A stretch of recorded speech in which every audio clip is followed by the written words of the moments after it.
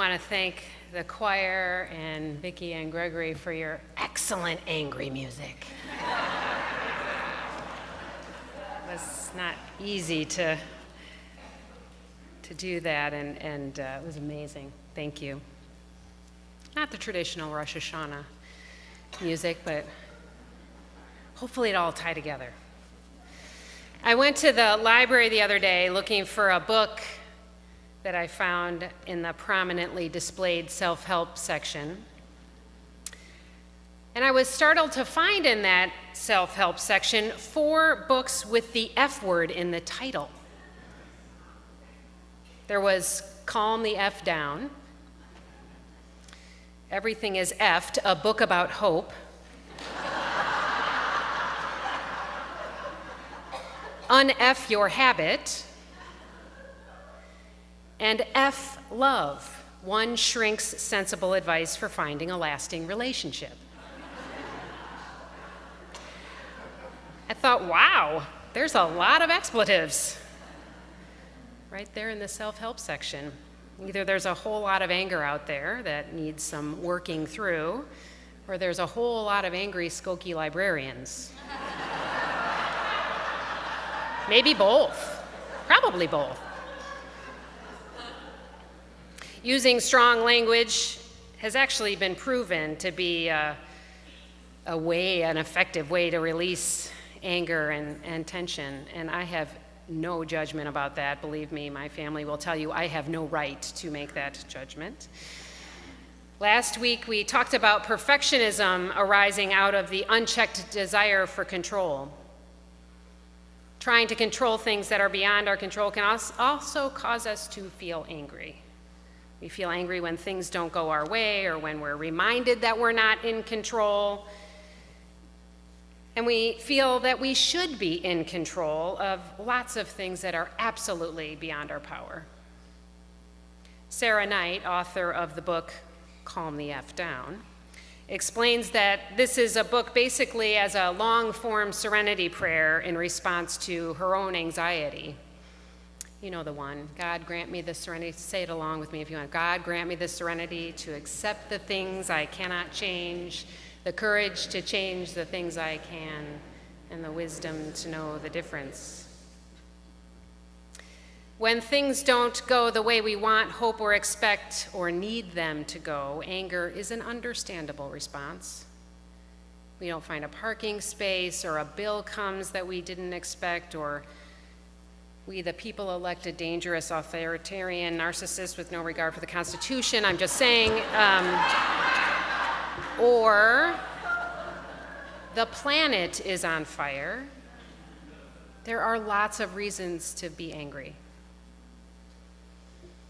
The God of the Hebrew Bible, the Torah, is an angry God, judgmental, vengeful, punishing. The stories speak of a God constantly enraged with human beings for messing up. Then humans say, we're sorry, and the covenant is renewed. We promise to be good from now on, and God promises not to wipe us off the face of the earth. The reason why the God of the Hebrew Bible is so angry is because God is a reflection of us.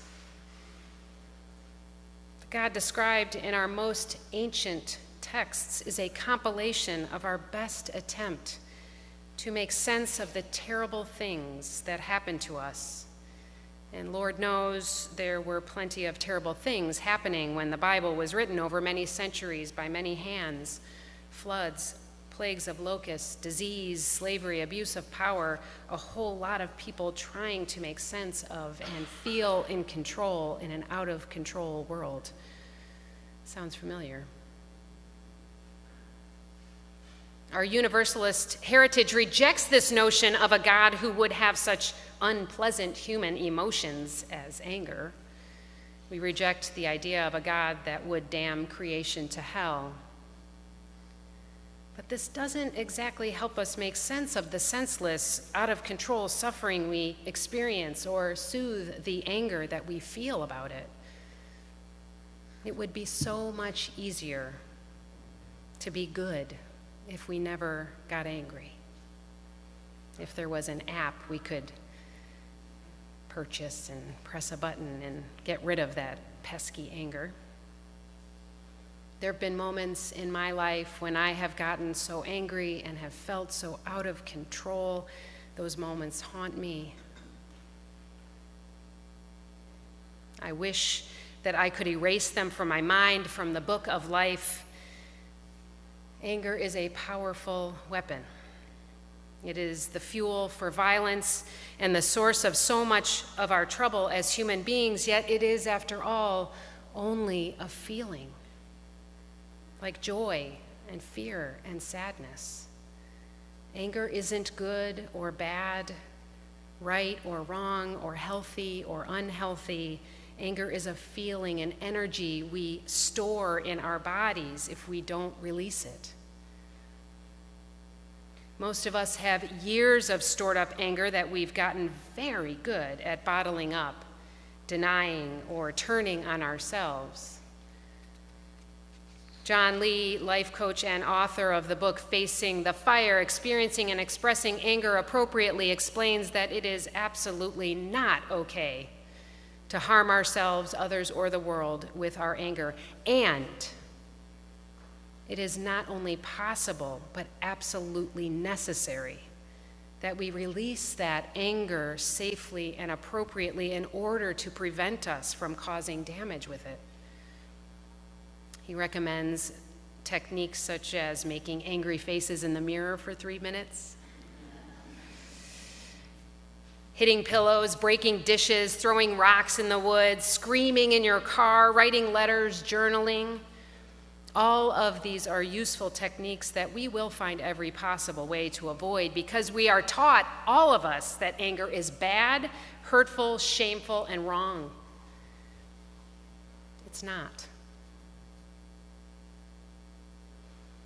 Anger, the anger we feel and the anger we experience others feeling, is often seen as something to be feared, hidden, stuffed, or controlled. And it's important also to understand that anger can be useful. It can be channeled and expressed in a way that helps us to shape the world as we would have it.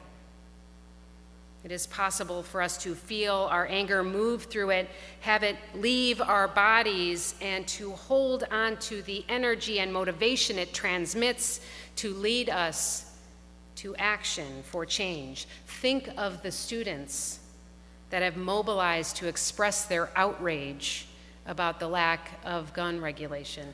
Think about climate activist Greta Thunberg speaking so courageously and passionately at the UN Climate Summit this last week. Did anybody watch that video?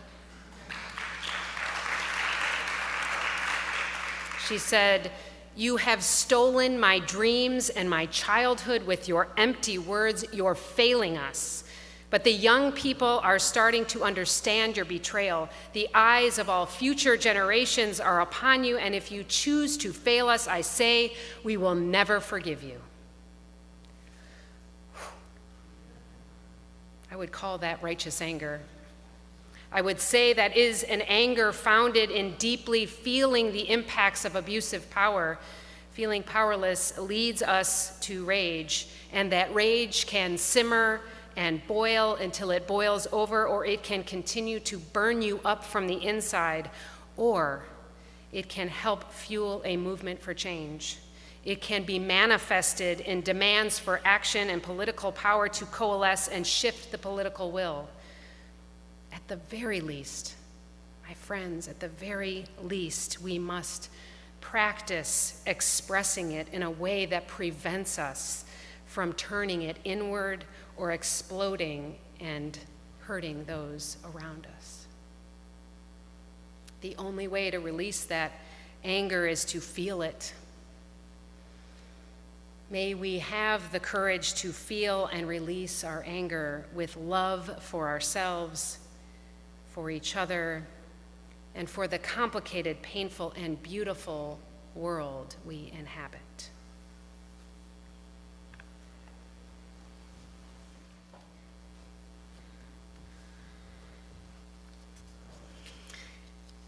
In the story of Rosh Hashanah and the days of awe, the book of life is opened so that we can have a chance to examine the harm we've done with our anger, our fear, our carelessness, or greed. Again, we're not opening the book so that we can turn our anger in on ourselves, beating ourselves up for every feeling we've had and how we've handled it or mishandled it. What we are called to do in these days of awe is to pause and give our full attention to the book of our lives, inscribing into it what we intend and hope for. We are rededicating ourselves to the practice of forgiveness and renewal. Forgiveness has to start with forgiving ourselves and each other for our pesky feelings and how we dreadfully mismanage them so much of the time. Again, we want to control everything except the one thing we can control, which is how we express our feelings. We can't control the things that happen to us. We can't even control how we feel about them, but we can control whether we choose to feel them, express them, and release them, and that can make all the difference. Let me be clear. Forgiveness is not a matter of wishing it were so, of saying the words but holding on to resentment. And we cannot force ourselves to forgive or others to forgive us. The way for our hearts to open to the grace of forgiveness is only possible through honesty. It requires an honest accounting of what happened and mutual understanding and acceptance of what has been experienced. Sometimes the conversation between two parties where one has been harmed is not possible. People die before forgiveness can be granted. People disappear and cut each other off. But we can still atone, recognize truthfully in our hearts what has happened, and strive to make things better for ourselves, each other, and the world. Forgiveness is a gift that arrives after we have done the hard work of inviting it. In that spirit, I share with you a portion of a litany of Rosh Hashanah that my dear friend, Reverend Justine Sullivan, shared with me. It's an adaptation originally from the First Parish Church Unitarian Universalist of Northborough, Massachusetts.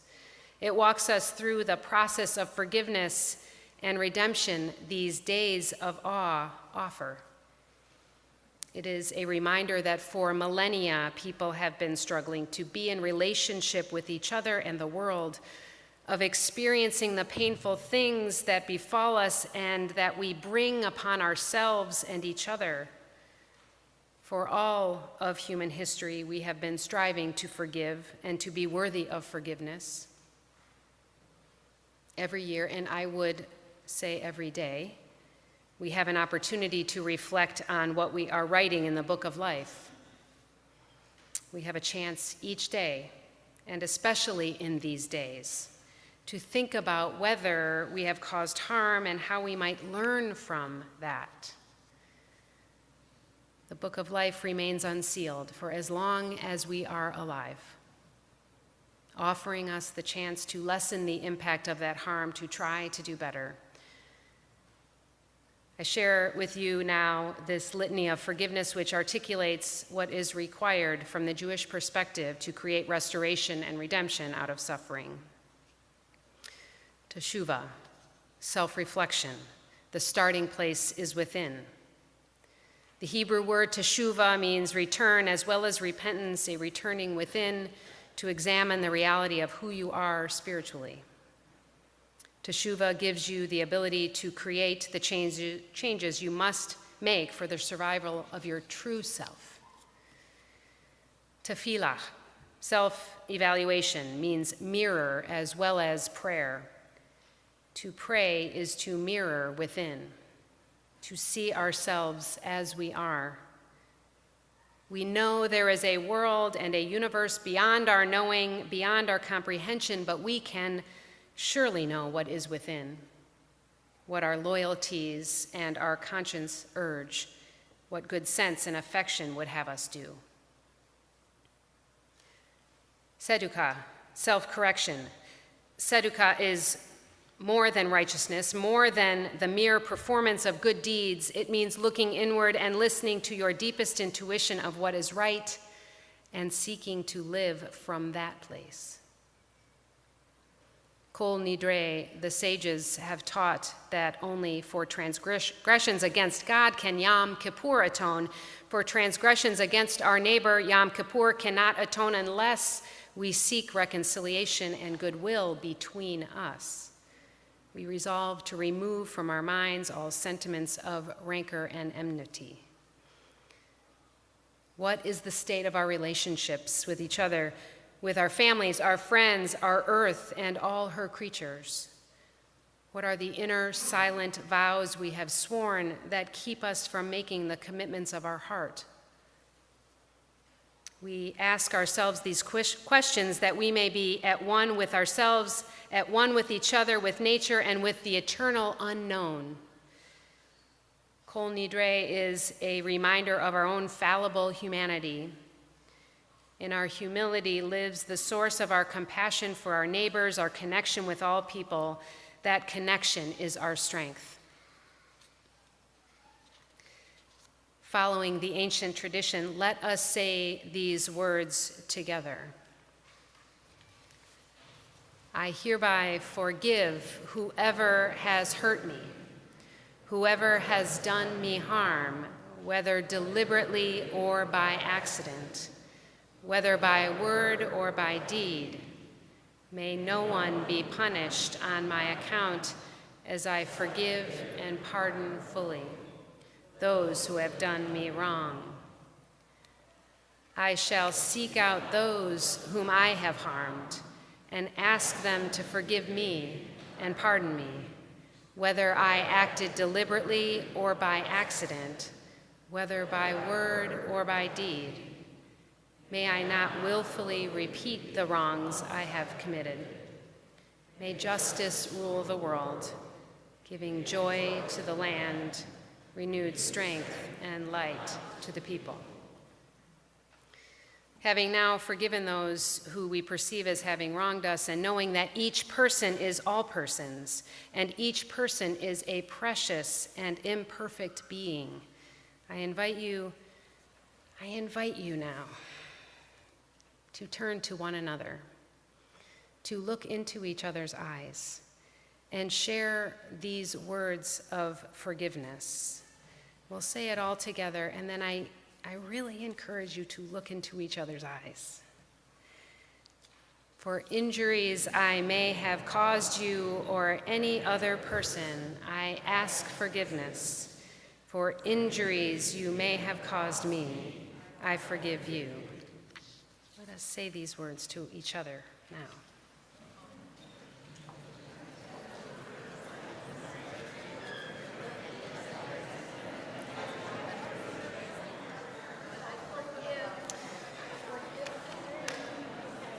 Very brave, very brave, very brave. As we move through these days of awe and every day beyond, may we be mindful of our feelings. May we have the courage to move through them without harming ourselves or each other, and for all the ways we may cause pain as we experience pain. May we be honest, may we be forgiven, and may we find a way to forgive. And may the redemption of our hearts co-create the repair of the world. Amen.